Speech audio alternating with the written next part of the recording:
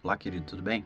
Hoje a gente vai estar conversando a respeito de um texto que 2 Pedro cita, falando sobre anjos que receberam uma punição supostamente na época de Noé. Que anjos são esses? Da onde Pedro tirou isso na sua segunda epístola? E qual é a interpretação disso que a gente tem nos dias de hoje? É isso que a gente vai ver no estudo bíblico de hoje.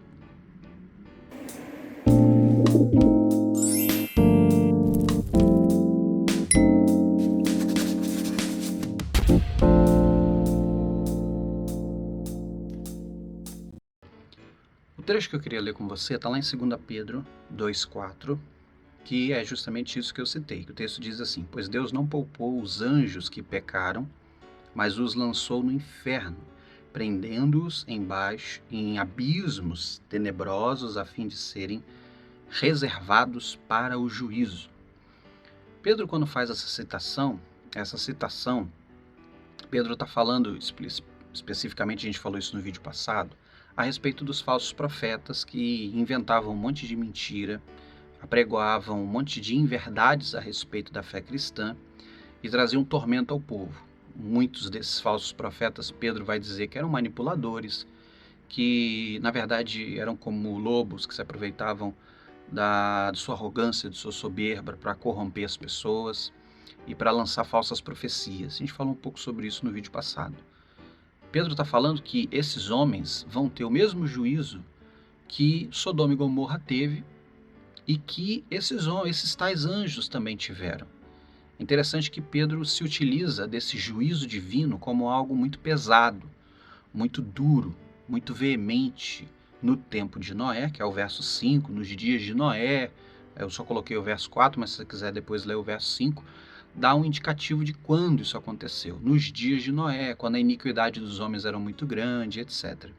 Então, nos parece que esse juízo divino aconteceu no Gênesis. E isso estaria onde? Estaria no texto de Gênesis, que você tem aí citado aí, que eu vou colocar, nesse slide aí que eu vou colocar, que diz assim, o texto de Gênesis 6, de 1 a 4. Possivelmente, Pedro está citando esse trecho do Antigo Testamento, da Torá, do livro do início de tudo, do Gênesis, da Gênesis, né? Que era comum à época né, como judeu, era comum você conhecer essa história e conhecer também o enredo, né, as citações, os episódios que Moisés citou dentro de Gênesis. Um deles é esse, que diz assim: quando os homens começaram a multiplicar-se na terra e lhe nasceram filhas, os filhos de Deus viram que as filhas dos homens eram bonitas e escolheram para si aquelas que lhe agradavam. Então disse o Senhor: por causa da perversidade do homem, meu espírito não contenderá com ele para sempre, e ele só viverá 120 anos. Naqueles dias haviam néfilins na terra, ou nefilins na terra, e também posteriormente, quando os filhos de Deus possuíram as filhas dos homens, e elas lhes deram filhos.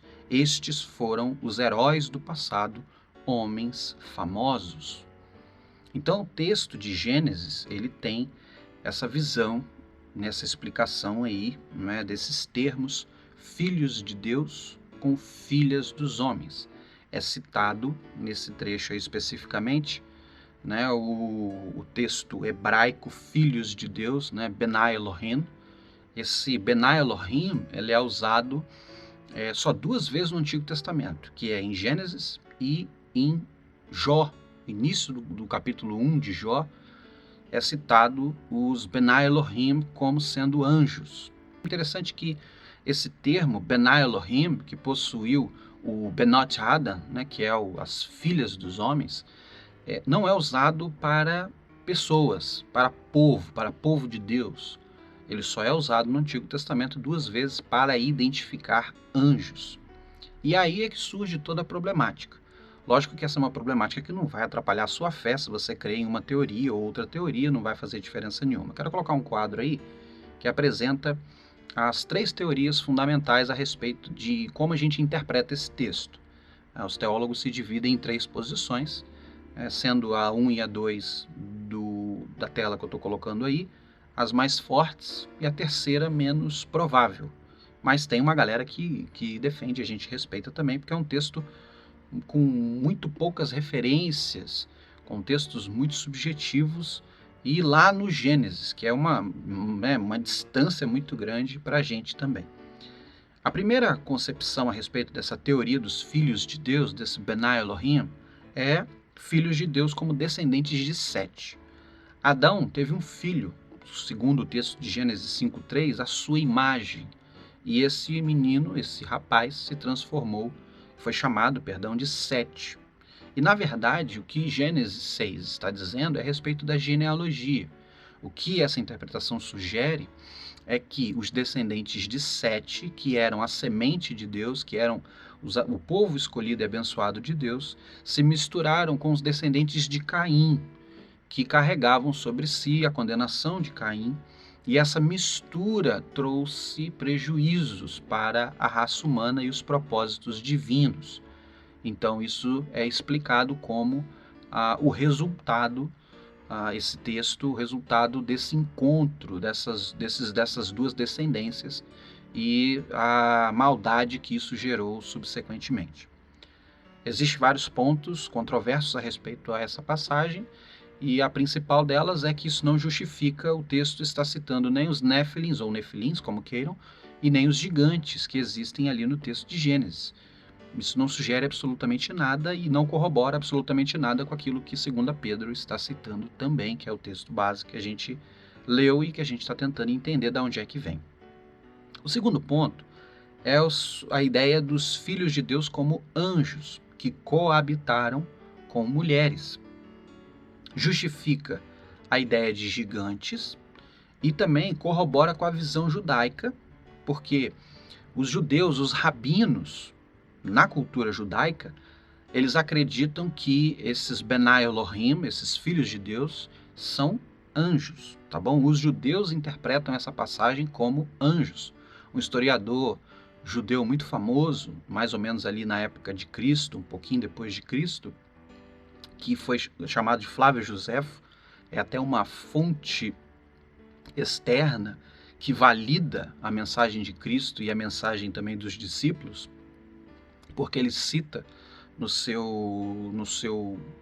seus escritos históricos e na sua arqueologia, nos seus registros daquilo que ele estava vendo e percebendo do tempo, ele cita que comumente os judeus, e ele também, pensava ser anjos escritos em Gênesis, no capítulo 6, ali nesse trecho inicial do capítulo 6. Isso corrobora também com o texto de 2 Pedro e com o texto de Judas. Eu não coloquei o texto de Judas, vou colocar aí.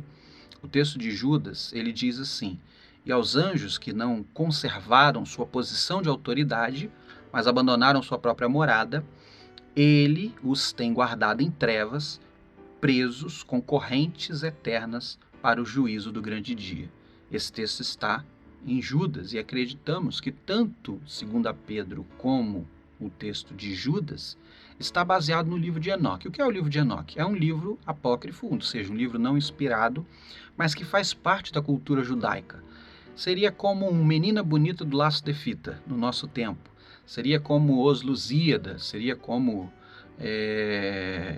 outros livros mais que a gente conhece de literatura brasileira. Era uma literatura judaica, conhecida, e que o livro de Enoque, apesar de não ser inspirado, trazia uma informação a respeito dessa passagem. O livro de Enoque tem uma citação que eu quero colocar aí, que diz assim: e aconteceu depois que os filhos dos homens se multiplicaram naqueles dias, nos dias de Noé, nasceram-lhe filhas, elegantes e belas. E quando os anjos, os filhos dos céus, viram-nas, enamoraram-se delas, dizendo uns para os outros: vinde, selecionemos para nós mesmos esposas da progênie dos homens e geremos filhos. Isso está citado, isso é uma citação direta do livro de Enoque, que fala a respeito da concepção judaica de que esse texto era anjos, tá bom? Então a gente não está tirando isso de uma concepção de agora. Os teólogos se defendem com relação a essa interpretação. A terceira interpretação, tem até pastores muito conhecidos também que interpretam dessa maneira, diz assim: os filhos de Deus, na verdade, eram governadores, dominadores, tipo reis, tipo líderes de determinados grupos, tribos, povos, e eles se misturaram. Isso explica o plural filhas dos homens, né? Benot, Adam, e também dá aí uma ideia de condenação a esse casamento misto entre esses governadores, ditadores, dominadores e as filhas dos homens, que seriam possivelmente pessoas do povo de Deus. A terceira visão, ela é muito superficial e muita gente não concorda com ela, apesar de ter uma explicação significativa, mas ela deixa muitas lacunas, porque a questão do casamento misto, e também, eu não coloquei aí, mas também muito ligada à poligamia, Deus estava condenando a poligamia, não deu muito certo, porque logo depois você vê os descendentes de Noé tendo várias esposas, e isso nunca foi por uma questão que Deus, de alguma forma, interferiu no Antigo Testamento de forma direta.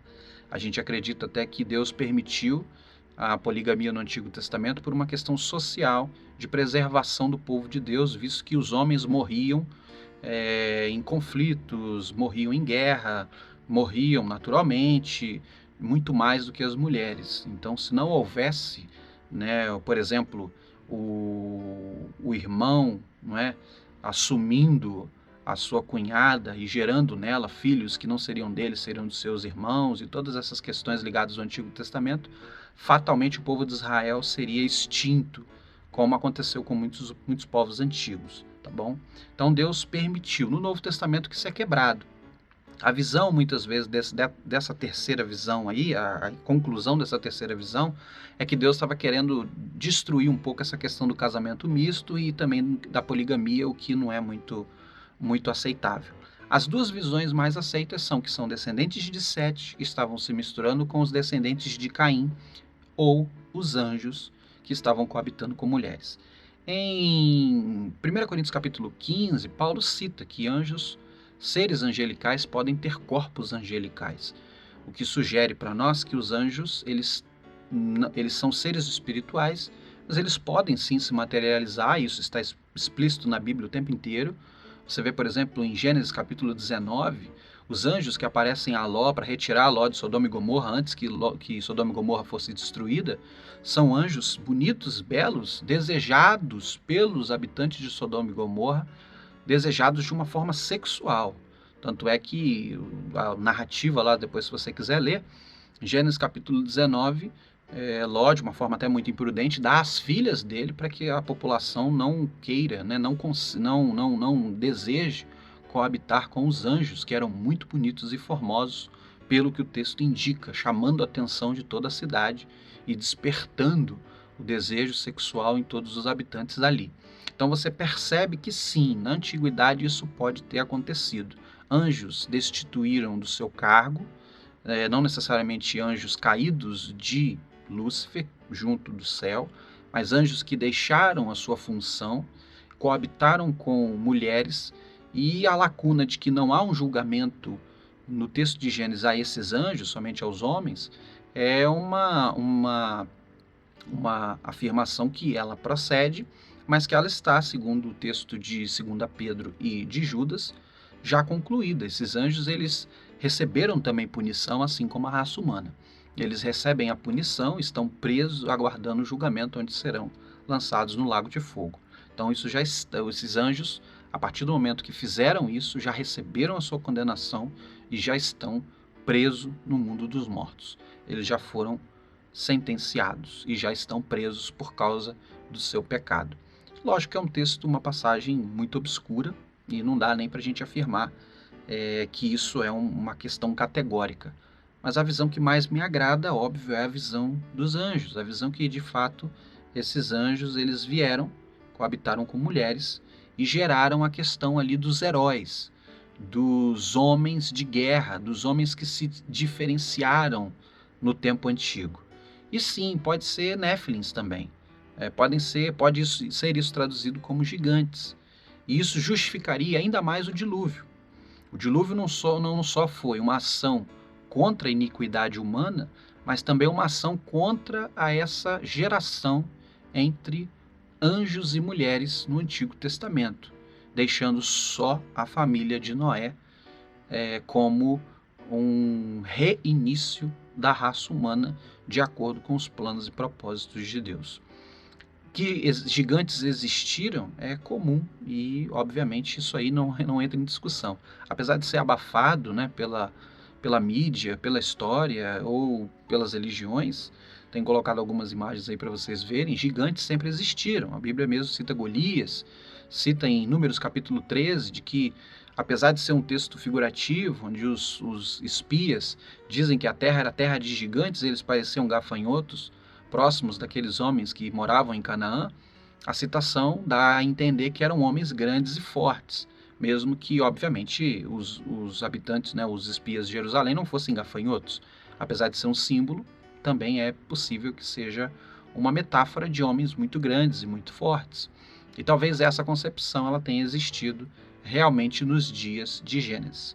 Lembrando que os gigantes de Gênesis e os gigantes posteriores são totalmente diferentes, não são os mesmos dos anjos que coabitaram com mulheres, porque o propósito do dilúvio foi terminar com essa hibridização que houve em Gênesis. Os gigantes que posteriormente surgem na história da humanidade, nós acreditamos que estes são o que a gente conhece hoje como gigantismo, tá bom? Nada mais que isso. Então é essa a explicação do porquê que Pedro cita o trecho dos anjos, dos filhos de Deus, dos homens, desses seres que foram julgados na época de Noé por terem desobedecido a Deus. É um consenso do que explicou Enoque a respeito de Gênesis capítulo 1, e é um consenso da época de Pedro e dos rabinos da época de Pedro até hoje, sobre o que deve ser interpretado sobre Gênesis capítulo de número 1, tá bom? Isso responde às perguntas a respeito desse verso. Lógico que é interpretativo, você pode crer que também são os descendentes de Sete, não há problema nenhum, isso não vai interferir na sua fé, nem na sua vida devocional, nem na sua santidade. É só um texto curioso que é citado em 2 Pedro, também é citado em Judas, e que está fazendo referência ao Antigo Testamento, tá bom? Gostou do estudo? Compartilha. Espalhe esse estudo aí para que a gente possa tirar as dúvidas e, obviamente, semana que vem a gente continua estudando sobre o capítulo 3, que vai falar sobre a volta de Cristo. Deus abençoe a sua vida, em nome de Jesus.